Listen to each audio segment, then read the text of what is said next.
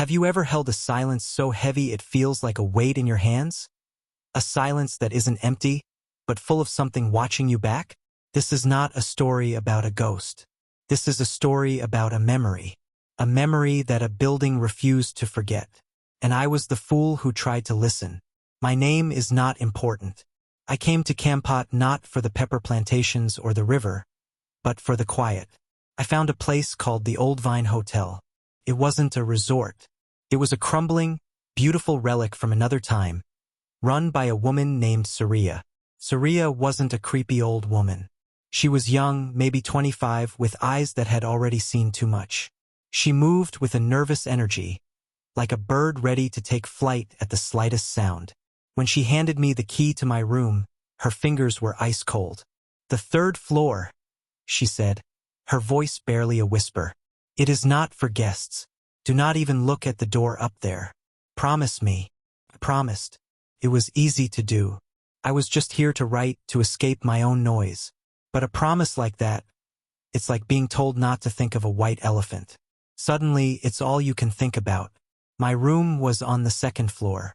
The heat was a physical presence, thick and wet.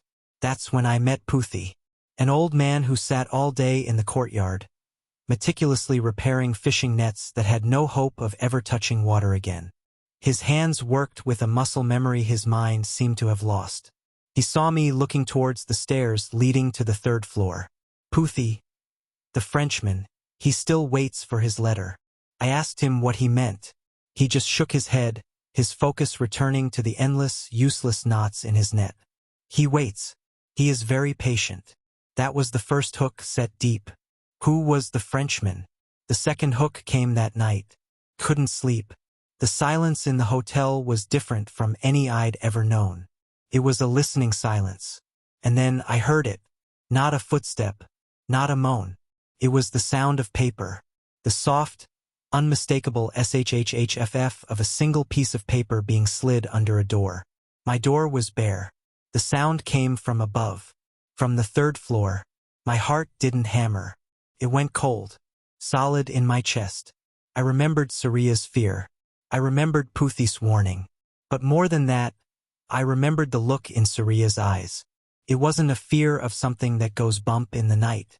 It was the fear of a secret being discovered. The next morning, I didn't ask Surya about the sound. I watched her. I saw the way she placed a single bowl of rice and a small glass of red tea at the foot of the third-floor staircase every morning. Not an offering to a monster. An offering to a person. An offering to the Frenchman. That's when I saw it. Worn almost smooth by time, tucked under the corner of the worn-out rug at the base of the stairs. A key. This is where other stories would have a ghostly figure. A scream. They would run. I did not run. I picked up the key. It was cold, just like Surya's hand. This was not a ghost story. This was a story about a door. And I held the key. The key felt like a shard of ice in my palm. It wasn't about curiosity anymore. It was about the look on Surya's face each morning. A look of duty, of a love so heavy it had worn her down to bone and nerve. I had to know what burden she carried. I didn't go to the third floor. Not yet. I went to the market. The air was thick with the smell of lemongrass and fried fish, a world away from the hotel's silence. That's where I found her. An elderly woman, her face a beautiful map of wrinkles, selling hand-woven kramos from a small stall. I wasn't going to speak to her, but as I turned to leave, her voice, clear and steady, stopped me. The elderly woman, her face a beautiful map of wrinkles, looked straight through me, and she knew. She didn't ask. She simply stated that I was staying at the Old Vine. It wasn't a question. I nodded. She looked at me not with fear, but with a deep, overwhelming pity. The elderly woman looked into my eyes, and as if she could see my very thoughts. She whispered that I had seen the offering, that I had heard the paper. My blood went cold. How could she possibly know? She gestured for me to come closer. She didn't want to sell me a krama. She reached under her stall and pulled out a small, faded photograph, sealed in a clear plastic sleeve, as if it were a holy relic. The photograph showed a young Cambodian man, handsome and smiling, his arm around a young Frenchman in a colonial official's uniform. They weren't just posing. They were leaning into each other. Their smiles were easy, genuine. Their fingers were intertwined. This was not a story about a haunting. This was a story about a love affair. The old woman pointed to the Cambodian man. "That is my uncle Van," she said, her voice thick with memory. The Frenchman was called Matthew. They built that hotel together. It was their dream, a place where they could be free. She took the photograph back, holding it to her heart. The elderly woman, when the Khmer Rouge came, they did not see a business. They did not see a dream. They only saw the enemy. They saw a traitor and his colonial master. They did not let them open the door. They were executed right there on the staircase before they could even reach the room they built together. The room they never rented. The sound of the paper. It wasn't a letter. It was a photograph. The same one. Slid under the door every night for decades. Promise waiting to be kept. A signal. I am still here. I am waiting for you. Surya wasn't their caretaker. She was their granddaughter. Her entire life. A quiet act of devotion to a love that history tried to erase. I walked back to the hotel, the key burning a hole in my pocket. I understood now. The horror wasn't in a ghost. The horror was in the love that persisted. A love so strong it became an echo, a ritual, a weight passed down through generations. I looked at Surya placing the bowl of rice.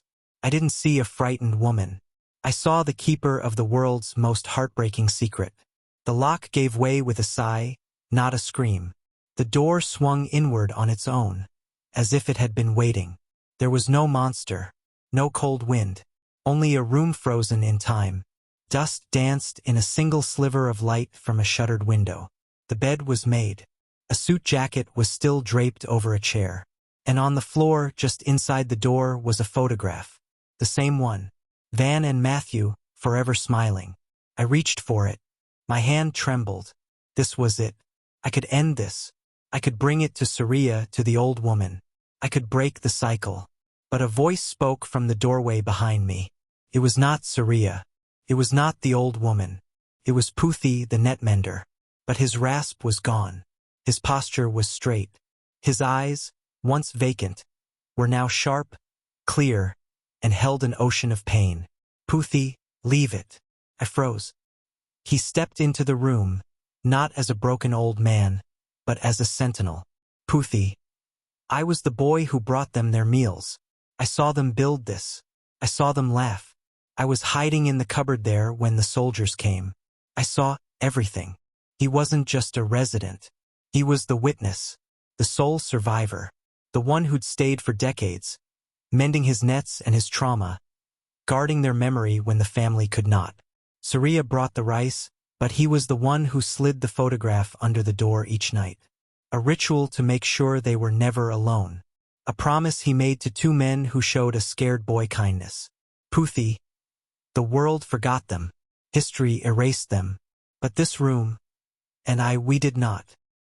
He looked at me, not with anger, but with a profound request. "Puthi, some doors should not be open to end the story. Some are open to make sure the story is never closed. You understand? Now you are a part of it too. You are a witness now." I left the photograph on the floor. I stepped back. Puthi closed the door, the lock clicking shut with a sound of finality.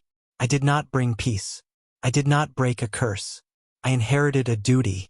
The horror was never in the ghost.it, was in the beautiful, terrible weight of memory. And now that weight is mine to carry, to tell. I still hear the paper slide under the door every night. And now I understand. It is not a cry for help, an urge to reflect.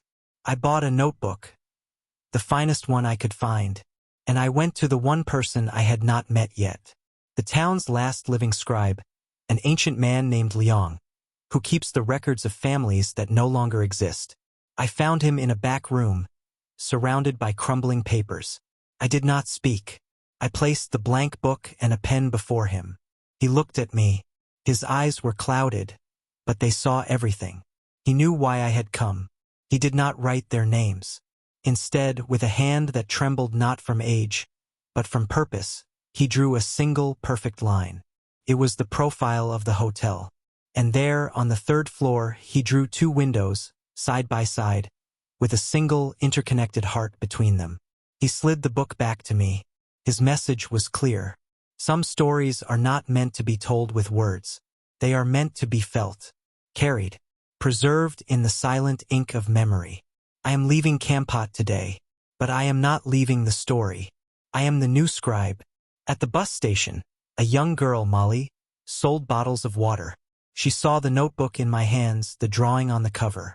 She pointed to the heart between the windows. Molly, the tree. I didn't understand. She smiled, a secret little thing. Molly, the big one behind the hotel. My grandmother said its roots drink their whispers. That's why the flowers are so red. The engine roared. The bus pulled away. I looked back, and I saw it. A magnificent old tree, its branches stretching protectively over the hotel's roof, blooming with vivid crimson flowers. It was never about keeping them inside. It was about something far older guarding them, giving them a place to exist together in the only way left. The memory wasn't in the room. It was in the earth itself, and it was growing. Years later, the notebook now frayed, I met a Buddhist nun, Sri Mom, in a temple far from Kampot. I showed her the drawing of the windows and the heart. She touched the paper gently, a sad smile on her lips. Sri Mom, voice serene, you misunderstand. The room they never rented was not on the third floor. She looked at me, her eyes holding infinite compassion. Sri Mom, the room they built was the one in their hearts, a place where they could finally be free. That was the room history never let them occupy. The room you opened was your own. The horror wasn't the past. It was the beautiful, terrible responsibility of holding a space for a love the world once denied. And I finally understood my duty, not to keep their story, but to make sure the world is never again a place where such a room cannot exist. I came back to Kampot today. The hotel is gone. In its place, a community garden grows, filled with that same tree's brilliant red flowers.